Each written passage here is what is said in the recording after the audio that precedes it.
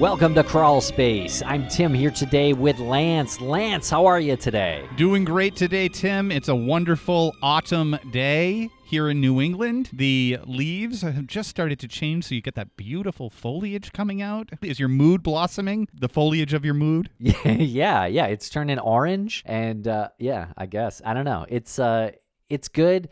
I'm excited about this episode, Lance. We're going to be talking about a case that we've been speaking about for years on these airwaves. The Dean murder of Jaffrey, New Hampshire in 1918. I love how this story keeps coming up, and we started doing this as one of the sub-series when we first began Crawlspace, the podcast, and this was one that we always wanted to follow up with. So what we did was had several episodes that broke down the murder itself, broke down the characters, and then you just kind of have to wait to see what happens in the meantime. So, in the meantime, a gentleman named Kenneth Sheldon wrote a book called Deep Water. And it just came out, and you can go to his website, kensheldon.com, and you can order the book, or you can go to your local bookstore and pick it up and support your local bookstore. Yeah, this case is really fascinating. I love it too, Lance, and I'm really excited that Ken Sheldon wrote this book. And we didn't give away the ending of the book, his theory, and I think we're going to have him back on at some point, and I'm going to stick it to him about his theory. Well, I can't wait to see you put Ken Sheldon on the hot seat, Tim. Okay, I hope you like this conversation. Follow us on social media at Crawlspace Podcast or Crawlspace Pod. And before we get into it, we're going to hear a little bit from our sponsors. Thanks to our sponsors, and now we're back to the program. Mr. Ken Sheldon, welcome to the podcast. How are you today? I'm great. It's great to be joining you guys. And you are joining us from the fine state of New Hampshire, correct? I am. Yes, sir. Before we get into your work and the Dean murder, can you confirm to me that New Hampshire did in fact change their state slogan? I hadn't heard that. Oh, maybe I'm wrong. I heard it because it's live free or die, and I heard they just changed it. They shortened it to live free. There was a marketing push put on a few years ago, and what they wanted folks to do was to take the live free thing and then attach it to whatever their promo thing was. So it was like live free and ski, or live free and dance, or live free and whatever. So maybe podcast. Podcast. Without interference from government. That's right. as long as we can podcast without interference from the government. Right. Okay. Well, that is a relief to hear, that it wasn't like a permanent change. They were just using it as a clever marketing gimmick. I like that. I've written a song that suggests another state motto, which would be break for moose. You see that everywhere. That wouldn't that be a great state motto? Kind of a backup, I actually had a car once. It was like my first car that I owned myself, and my friends thought that it would be funny to secretly put a Break for Moose bumper sticker on my car that I loved. They defaced it, and I remember getting so mad about it. And then once I calmed down, I was like, it's actually pretty good advice. Right. Yeah. You want to say it's a little bit like Child on Board. It's sort of like, what's the response to that? Oh, I think I will purposely run into this thing. He weighs 1,000 pounds, but what the heck? Yeah, good point. I never really thought of the opposite of that bumper sticker. Speed up for moose. Yeah, run them down. All the listeners out there, do not speed up for moose. We're being satirical, folks. We sure are. And Ken, you are a writer, an author. Can you tell us a little bit about your work? Right now, these days, mostly I'm writing. I started out as a technical writer for a magazine called Byte way back in the day. It was actually the first computer magazine. I got kind of tired of that, honestly, and so I branched out to writing for general interest magazines. Then I wrote a couple of thrillers. I'm also an actor, and I've written plays. Then along came the Dean murder. There's a whole story about how I got involved in that. So these days, mostly I'm writing working on fiction and nonfiction. Well, the other day, my niece's boyfriend sent me a picture of your book and asked if I had read it. And I had heard that it came out, but as things go, I got busy and just kind of lost track of my reading list. And he was like, you need to check this out. This is the most comprehensive, most riveting book on the Dean murder. And we on Crawlspace, Tim and I have covered it in a few episodes in the early days of Crawlspace. So it's so cool to have a well-written book keeping the visibility high on the Dean murder, because I grew up in Jaffrey. Like, I know what it did to the town. I didn't grow up in 1918, but I know that there's been lasting residual effects of the Dean murder politically, socially.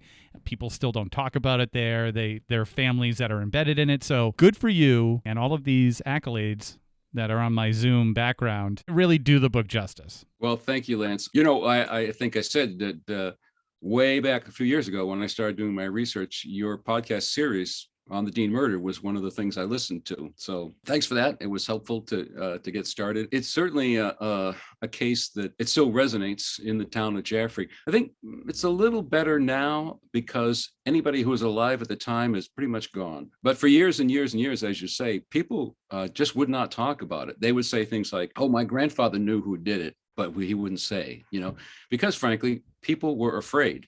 The town was so divided, and they were afraid that what happened to William Dean might happen to them if they talk too much. Anyway, it's kind of feels like full circle to come here and chat with you guys. Yeah, well, thank you. Yeah, it's just an amazing, I guess, experience that someone's written a full book about this. Tell us why you chose this story. The way this came about, guys, was, as I say, I'm an actor and a playwright also. And in 2017, I was approached by the Jaffrey Historical Society. They asked me if I would write a play about the Dean murder to be done on the 100th anniversary. I'll be honest, when I got that email from a friend, my heart sank because, first of all, there was no way I could say no. Having lived in Jaffrey, like you, Lance, it's an iconic event in Jaffrey. Everybody knows about the Dean murder. You can't live there or have lived there and not know about it. I had heard about it for years and years and years. So I thought, wow, this would be a great topic to do a play about. But on the other hand, they wanted to involve a lot of people from the community. I don't know if either of you have ever been involved in community theater, but with the number of characters that are involved in this Dean murder, I knew it would be like herding chickens, to put together a play. But what we did was we ended up with a one-man play with a big audio-visual component. I describe it as being like a Ken Burns documentary with a live narrator.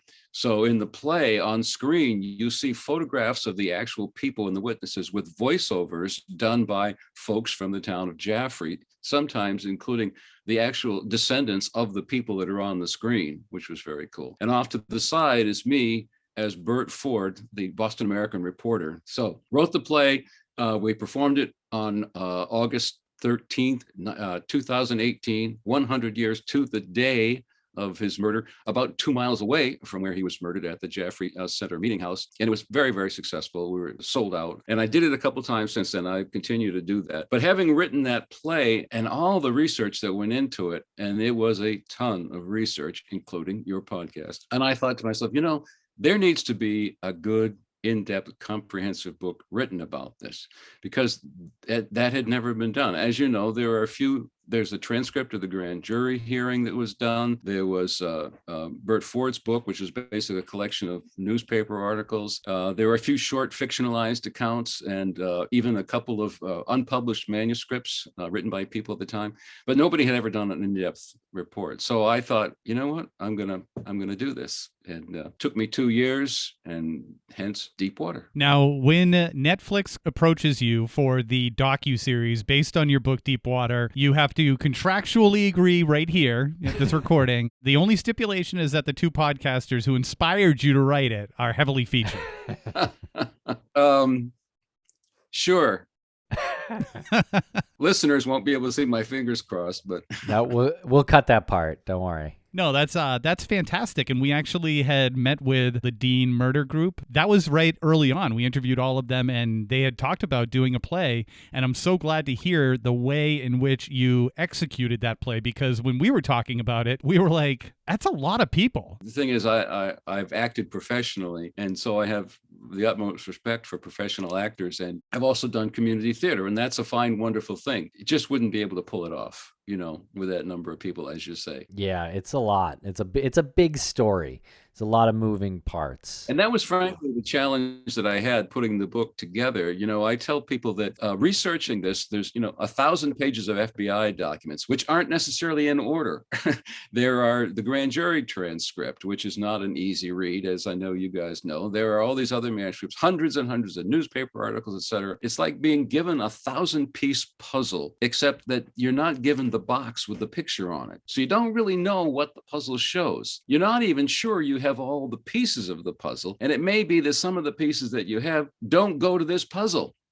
That's what it was like, researching the Dean murder and trying to put it into a format that people could follow and was compelling to read. I imagine that was a pretty challenging element, pulling from all of those sources. God bless the computer and the internet. It just helped me keep track of things. And, I'd read something in the grand jury and again, having read the grand jury transcript, you guys know what a complex, confusing document that is. But I'd read something there and I'd be able to search and say, wait a minute, I think I saw that in a newspaper article, and find that there. And that referred to something in a FBI document. So those tools helped me to pull it all together into something that sort of made sense. Researching and putting together a book and a play, just any sort of presentation about something so old and something so intricate must have had some challenging roadblocks. Do you have anything that stands out as like issues that you encountered as you were trying to gather this old information? Sure. I mean, part of the problem is that some of the original source material is just missing. The original report or investigation that was done by the county solicitor, which included an investigation by a Pinkerton agent at the time, that report is gone. We don't know what happened to it. I talked with all kinds of people at the state and local level. It may be that it was just discarded at some point, cleaning out an old office, or it may be that it was gotten rid of for other purposes. Fortunately, we have Bert Ford's articles, which he wrote based on that report and those files, having seen those files. So, finding missing things like that was some of the big challenges. And again, like the fact that the FBI documents, there were dozens and dozens of Bureau of Intelligence agents reporting. I had to read every single one of 1,000 pages and make notes on them to try to get some sense of what was in them. Those are some of the kind of the challenges apart from just organizing this vast quantity of information. Do you feel like you got close to the answer? What I say is that it's still an unsolved murder.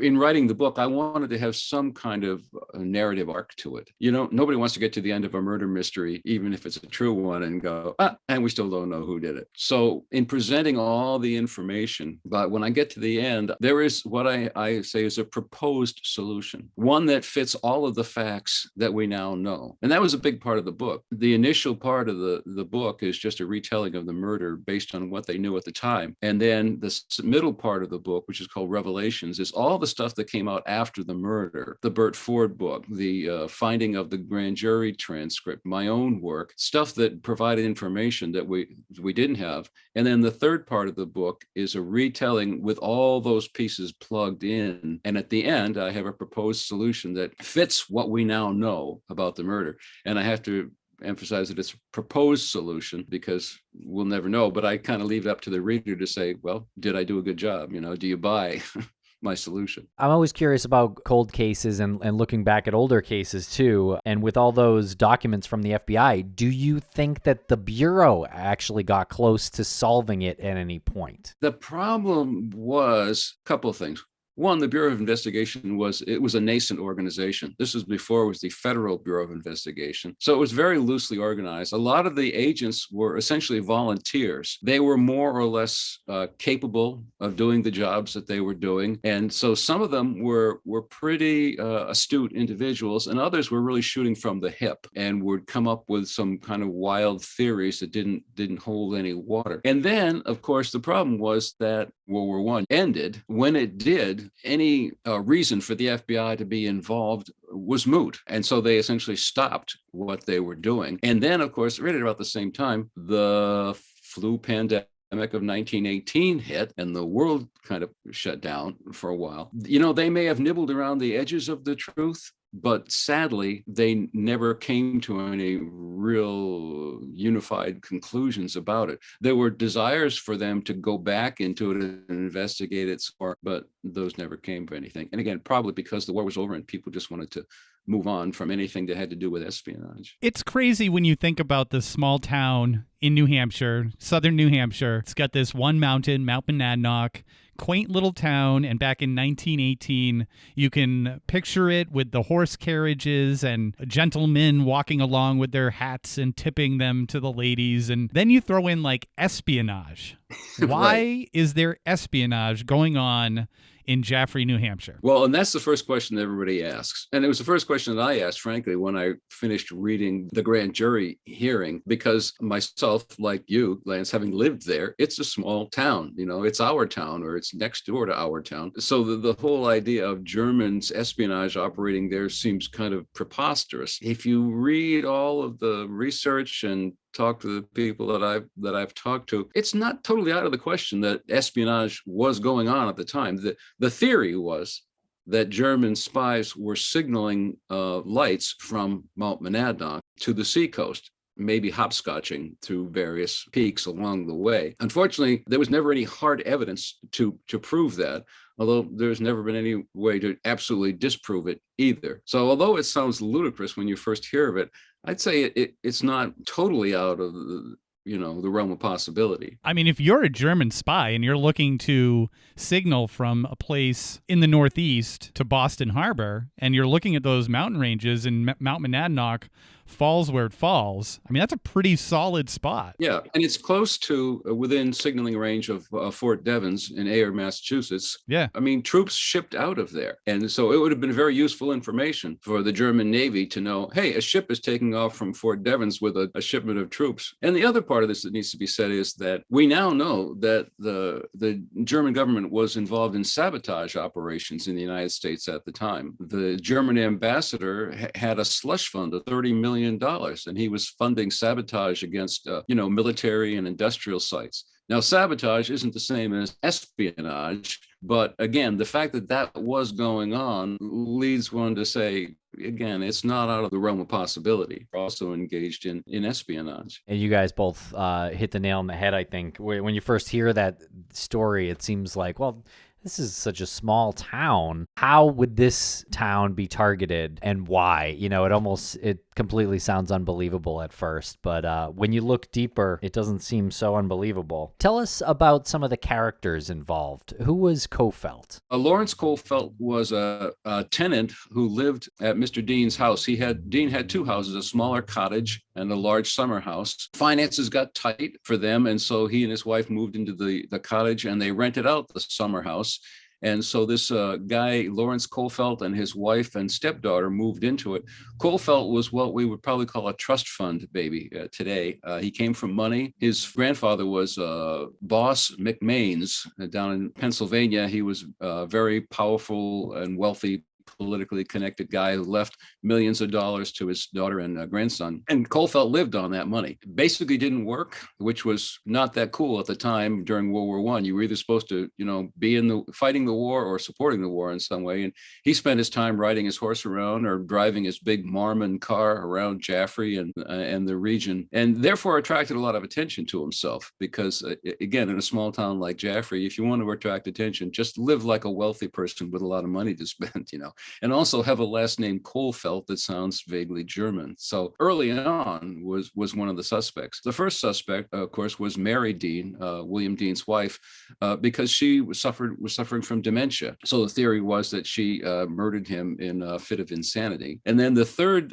you always have to have in a good Agatha Christie mystery, you always have to have a number of suspects. And this is a true story, but it feels like an Agatha Christie mystery. The number 3 suspect was Charles Rich, who was the manager of the local bank, the Monadnock Bank, very powerful, politically connected person in town. He was the master of the local Masonic Lodge, was a judge in town, had a lot of connections. And he was considered to be one of William Dean's best friends.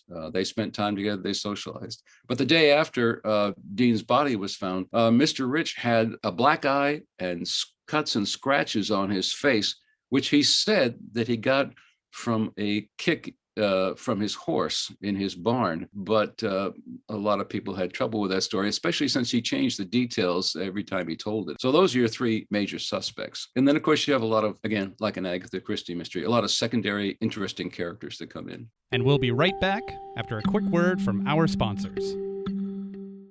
Thanks to our sponsors, and now we're back to the program.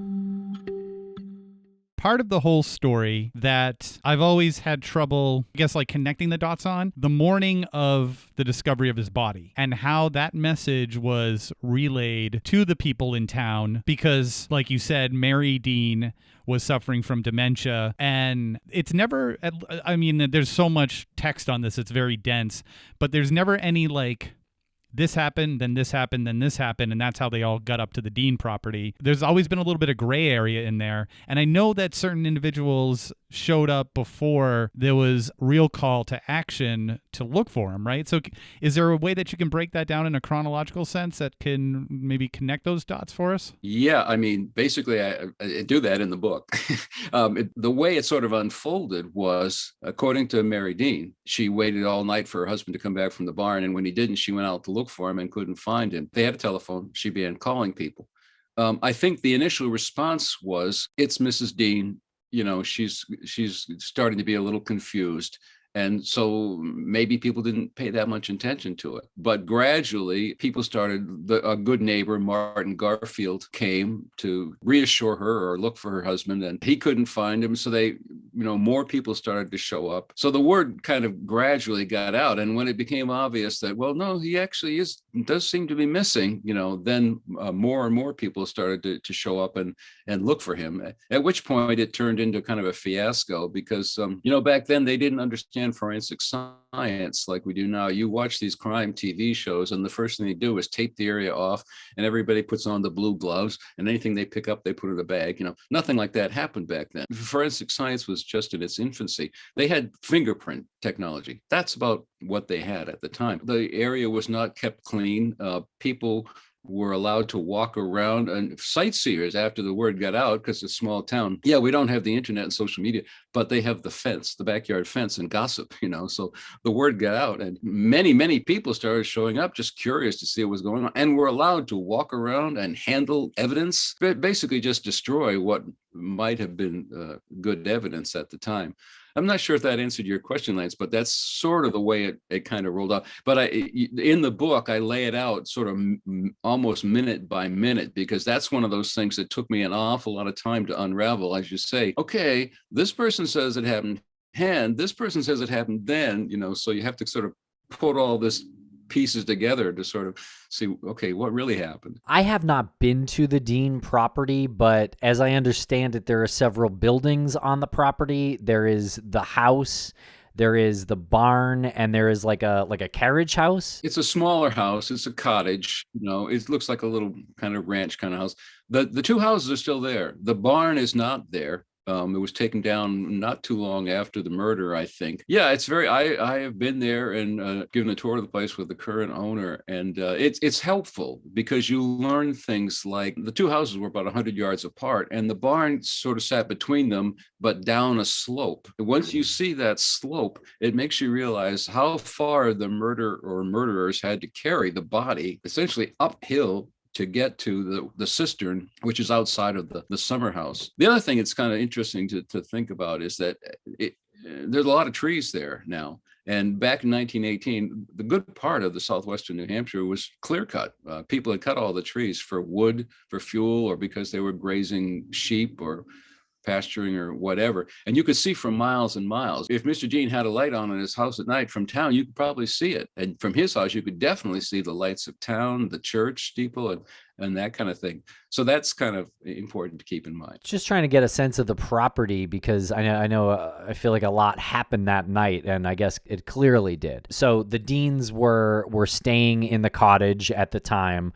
The Kohlfeldts were staying in the big house at the time. I'll stop you there because the Kohlfeldts had moved just like a couple of weeks before the murder. They had a falling out with Mr. Dean, and they moved to Temple, New Hampshire. The big house was unoccupied at the time. Wasn't it true that Dean had said that he was too good of an American to have that man on his property? That's the exact words he used, Lance, yeah. Do you know why he said that? The answer is yes and no. Again, without going into too many details, there were a lot of things that happened to cause a falling out between Mr. Dean and the Kohlfeldts, some of which had to do with their attitude towards the war and their what were perceived as pro-German sentiments. And Mr. Dean was a very patriotic man.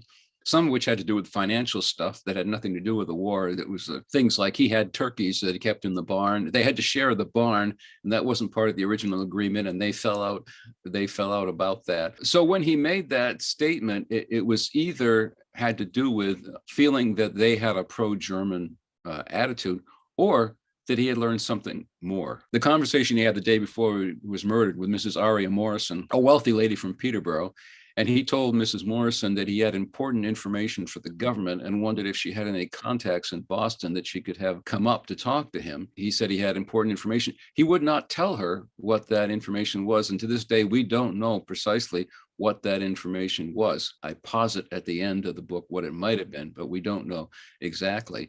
And it could have had something to do with Lawrence Kohlfeldt and something that he thought that, the government should know. And again, that sort of explains that, may explain his comment that he was too good of an American to keep somebody like that on his property. Any theory or thought on what else it could have been? Like, did anything else come up in your research? Yes. And I kind of want to leave that for the end of the book. The theories sort of divide down into a couple of things. I mean, the first theory was Mrs. Dean, insane, kills her husband. The second theory was German espionage. That's a theory that was favored by the friends of Charles Rich, because if it was German espionage, that basically gets him off the hook. It's like outsiders who came in and did this. There are a couple of other theories that don't hold water at all, frankly, that there were hoodlums involved or kids partying there and he came upon them and they killed him. And then a third theory that I kind of explore is that there was some kind of financial things going on here, some financial skullduggery. Broadly, those are kind of the areas that might have been motivations for the murder. There are many people who are familiar with the manner in which William Dean was murdered. For those who aren't, can you break down how he was murdered? He came home. He went to town that night in his buggy. He came home around 9:30, and he told his wife he was going out to milk the cows after eating. It was like 11 o'clock when he went out. Most farmers don't milk their cows at 11 o'clock at night, but William Dean was a gentleman farmer, and he lived his own lifestyle. Everybody in town liked him, but he was also maybe a little eccentric in that he milked his cows at midnight and at noon so that he could sleep late in the morning, because he and his wife liked to stay up reading into the early hours of the morning. He went out at 11 o'clock at night, told his wife he'd be back at midnight and to have some supper waiting for him. He never returned. Afterwards, his body was found hogtied and dumped in a cistern. The reason for his death was not really narrowed down definitively until an autopsy was done sometime later. And it was found that basically he had been strangled to death. His neck had been broken, knees tied together, hands tied together, all kinds of blankets wrapped around his head with a 27-pound stone to keep the body from floating to the top of the water in the cistern. The cistern is only 8 feet deep. This is not a deep well. It's just a rainwater collecting cistern. So his body was dumped in there and the cover was put back on it. It's a cistern that if you didn't know it was there, you would never stumble upon it. So there's a couple of things that struck me in the very early days of doing my research. And one was that whoever murdered William Dean didn't bring a gun. They didn't bring a knife. The things that they used in the murder were all right there at the farm. So that tells you something right there. Contrary to what Oscar Young said in the introduction to the grand jury, that this was a premeditated act, whatever. All the materials that they used were right there. Initial reports, the newspaper reports said he would drown, but that's not the case. His neck was already broken. He was dead before he went into the water. Well, it's a bit of overkill, huh? I mean, I say they because I think it seems apparent that more than one person had to have done this, to have bound him, used the rock, put the sack over his head, then threw him into the cistern after carrying him about 100 yards. So I don't know. It seems like extreme overkill plus of familiarity with the property. Back to Kohlfeldt for a second. What was their spat about? Well, a couple of things. The property there's quite a bit of land around it. There would have been enough to, grow crops and stuff. When Dean rented the property to Kohlfeldt, he was kind of hoping that Kohlfeldt would plant some things that would help the war effort. But Kohlfeldt was a man about town. He wasn't about to waste his time growing corn or anything like that, so he never did. So that kind of ticked Dean off. And then there were things like there was a barn there. It was not part of the original agreement that he would use the barn, but he would keep his Marmon car there. Dean had these white turkeys that he raised and sold. Well, the turkeys started climbing all over the the car, which you can imagine didn't thrill Kohlfeldt too much. And then I think there was a temperament thing that Dean was a very patriotic American, and he perceived Kohlfeldt to be pro-German, and that led to the falling out. Feels to me like a very fortuitous timing for someone like Kohlfeldt to move onto this property just when the Deans were experiencing a financial downturn, so they had to move out of the big house, and then they needed to rent the big house, and here comes Kohlfeldt right there to rent the big house at the base of Mount Monadnock. What brought him to Jaffrey in the first place? It wasn't the first place that he rented there. He rented a place just down the road, kind of an elevated place, and he left from there to another place in Temple that was kind of on a hilltop with a good view. Makes you kind of wonder why he kept choosing places with good views, Perhaps to send lights? Possibility. The point that you brought up about them not bringing a gun and how it probably wasn't premeditated, does it strike you that maybe they went there to just scare him and he put up a fight and it turned into something like, okay, he's doing too much damage to us here. Perhaps he might have punched me in the eye and I need to subdue him a little bit. Yeah, I mean, that was the first thing that I thought of when I realized that all the materials were right there at the farm. It's like they didn't go there intending to kill William Dean. The question arises, why did they go there? Probably to shut him up. Pretty bold to go there when they knew that there were other people on the property, meaning his wife. A lady who basically didn't leave the house. She wouldn't have been a problem. And there's nobody else for miles around. When you go up there, you'll see it's like, well, now there are some houses, on the road there. But back then, it was a very isolated location. And we'll be right back after a quick word from our sponsors. Thanks to our sponsors, and now we're back to the program. Talk us through the moments before where he was in town and he visited Charles Rich, or he didn't visit him, or he visited him until 8:30 or 9:30. There's some discrepancy there depending on whose account you're reading. That's another one of those things where I had to do I spent a lot of time going through notes, who said he was here when, kind of line them all up. Yeah, basically he wandered around town. And the fun thing is that you can still go to downtown Jaffrey and walk to the sites where he was. The post office, the drugstore, which is now Country Bridal's bridal boutique, next door to Vonnie's Market, which is later became the Park Theater and now is reopened as the brand new Park Theater, where I have performed and where I will be doing The Murder of Dean next August, part of the Jaffrey 275th anniversary. I think I'll be doing my one-man play at the Park Theater. Anyway, he walked there. He walked across the street to another building that's still there. He started out at Goodnose Store, which is not there any longer. But I mean, you can walk around with all these sites.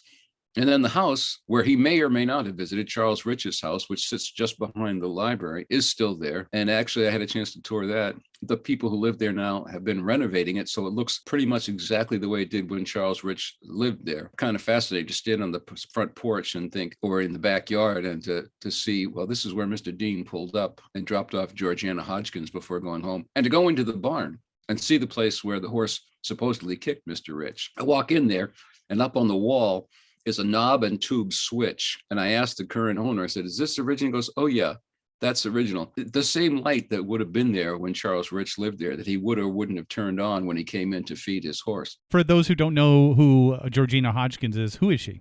She was Mr. Rich's wife's sister. So his sister-in-law, a woman who never married, visited them quite often. She was actually had become friends with Mr. Dean. And she told a story that when Mr. Dean was downtown the night of his murder, he offered to give her a ride home, not very far from the middle of town, up to the Rich's house, and dropped her off, and then stayed there and visited with them for a while. Here, the story gets a little muddled, depending on who you believe. They changed their story many times about when he left. It kept getting later and later. It's kind of an open question as to how long he was at the Rich's house and whether he visited with them for a while. The story is full of characters, but none as eccentric, probably, as De Curler. Can you tell us about De Curler? William De Curler was a guy who was born in Switzerland, first comes to light in London, where he bills himself as a lecturer and author. He was on vaudeville as a lecturer.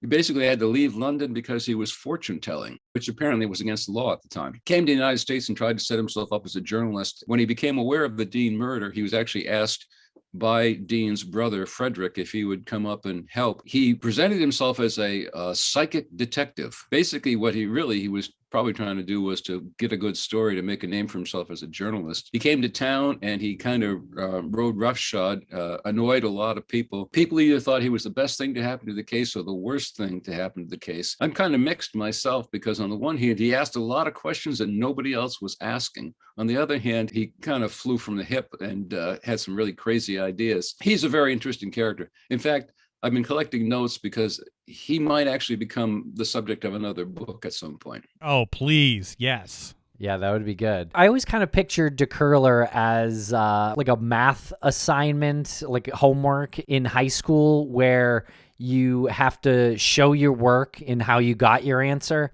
And in De Curler's case, I felt like he couldn't really do that. He kind of skipped to the end. But I do feel like he was definitely on the right path with some of the thoughts that he had about his investigation. Do you agree with that? Yeah, I mean, the thing is, again, I think he shot from the hip and he shot a lot. So a person like that, if you fire a lot of bullets, one or two of them are probably going to, be close to the mark, and some of them are going to be way off the mark. I mean, it's not too far off the mark to say that he was kind of a con man, a flim-flam artist. Nowadays, we'd say he wanted to be an influencer. He used the social media of the time to make a name for himself and to try to make money for himself. But yeah, I agree. He came up with a bunch of theories, and sometimes he was just like totally off the mark, and other times it's like, yeah, he kind of nailed it.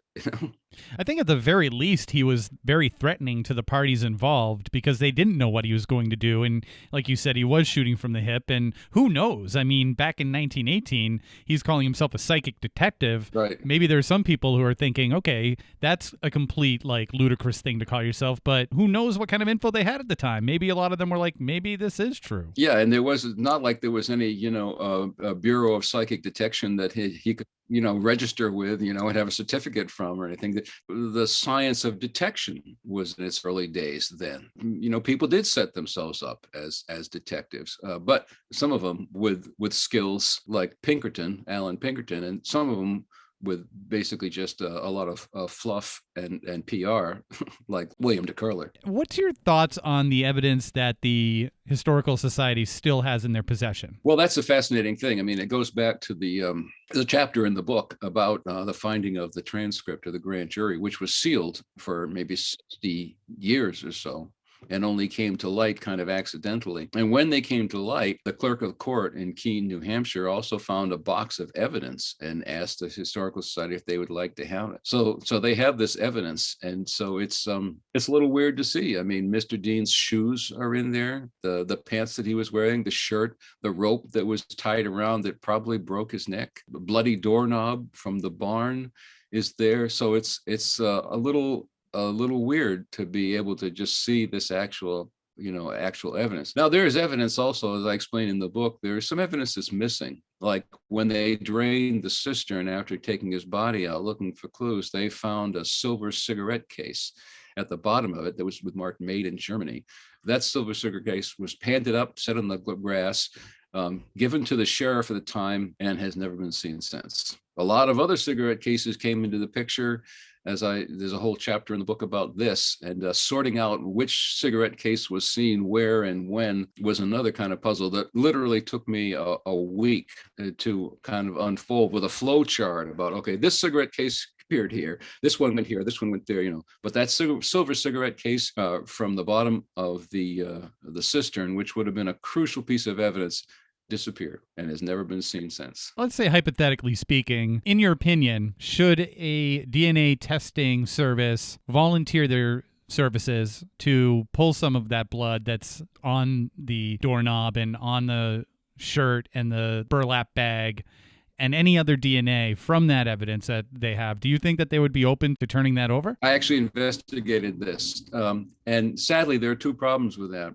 One is that all the evidence has been handled by hundreds, if not thousands of people at this point. So there's no way you could get clear DNA off of it. I contacted members of the cold case unit at the state police department in New Hampshire, a couple of whom actually were members of you might have met them. They were members of the Dean murder group off and on. And they said that no, unfortunately, you couldn't get any clean DNA off of there. And then the second thing is you need something to match it up against. I have not been able to find any living descendants of the three main suspects that you could go to get DNA to compare it with. Those are the two things you have to have if you're going to do, DNA sample. You have to have a clean sample that you get from the scene, and then you have to have a suspect or a descendant of the suspect that you can get something from. And we have neither of those. That would be incredible to see some movement today in this case, but yeah, I do feel like it's too far gone because of those reasons. But it's okay. We know that cigarette case was Frank Romano's anyway. Could have been. How much more Agatha Christie does it get? A cigarette case that says made in Germany, found at the bottom of the cistern. Well, that's the thing that, that struck me. The very first thing I read was the transcript of the grand jury. And I know you spent some time with that on your previous series. And frankly, for people out there, once they've read my book, if they want to keep going, you could get a copy of the grand jury transcript. But I wouldn't start there because it's a tough read. It's very complicated. And by design, I think, to a certain point, it was the way it was done and conducted was almost to obfuscate, not to clarify what was going on there. The grand jury, you believe, was a bit to obfuscate? If I can back up, I guess it was like, having read the grand jury, it was really, I was confused by the time I got to the end of it. And it took a lot of other research to sort of clarify what actually happened there. I do think that, and again, this comes out in the book, that the people who put the grand jury together, their motive was not necessarily to find out who was behind the murder of William K. Dean. Their motive was to put the case to rest and be done with it. Even though this is a mystery that has happened over 100 years ago, it still keeps coming up. It's understandable that it came up during the 100th anniversary, but is it the espionage? Is it the small, Americana town? What is it that keeps people coming back to this? I'd say both of those things. I mean, first of all, it's a true story, and true crime is hot right now. Again, the thing that struck me when I started researching this was that it had all the elements of an it's a true story, but it read like an Agatha Christie mystery. You got multiple suspects. You got all these wacky characters that come on. You got the psychic detective. You got the wealthy lady who talks to him the day before he dies. You got a guy in town called Crazy Bean who tells these weird stories that people either do or don't believe. You put that all together, you've got a pretty compelling story. And then on top of that, it resonates with a lot of things that we're dealing with now. It was a time when people were worried about terrorism. Well, we're worried about terrorism now. It was a time when people were trying to balance personal liberty versus security, which is what we're trying to do now. Unfortunately, there was a fair bit of xenophobia. Yeah, we there are elements out there that wish us evil. On the other hand, not everybody who has a different last name is an evil person or is involved. There's elements of that resonate. There's so many things that the more things change, the more they stay the same, Are you able to do this and walk away, or do you keep going back to it and re-researching things? And is it something that is occupying more time than you thought it would? Well, it's occupied the last 4 or 5 years of my life so far, with the play and writing the book. And now I'm doing a lot of readings, going out. I'm happy to come to any library or town hall or whatever to do a reading. So it is that. Just the other day, I was online and on a kind of a genealogy site, and I plugged in William de Curler, and I found a couple of things I hadn't seen before. I found his World War I draft card, which he filled out in the town of Jaffrey on September 12th, almost exactly a month after the murder. He was in the town of Jaffrey, and the third draft came up for men. I think it was 35 and older at that point or something. And a number of people in town signed up for the draft, including William de Curler. And he listed himself as a private detective and his employer as the town of Jaffrey. So it's pretty cool to find that document. So I do keep finding things and I'll collect them. The other thing needs to be said is I tried to make this as serious a book as I could to really, have an even hand. Everything that I say, every quote is documented. Everything that's in quotes in the book is from an actual document. It's the literal words that the people spoke. So I tried to do the best job I could. But it needs to be said that, history is always being written. And if somebody wants to come along and write the next, book, if more things come out about the Dean murder, then yeah, maybe there'll be a second edition or something like that. But for now, I'm moving on to other stuff. Thank you so much, Ken, for joining us here on Crawlspace to discuss your book, Deep Water. I can't wait to read it, and I would love to do a follow-up at some point. There is much more we can get into, as you know. Well, thanks, guys. Lance, Tim, I really appreciate it. If I can just put a plug in, people can find the book at any bookstore can order it, or any of the online sellers. And I also have a website, kensheldon.com, where I have pointers to other information that people might be interested in. Thanks so much for having me.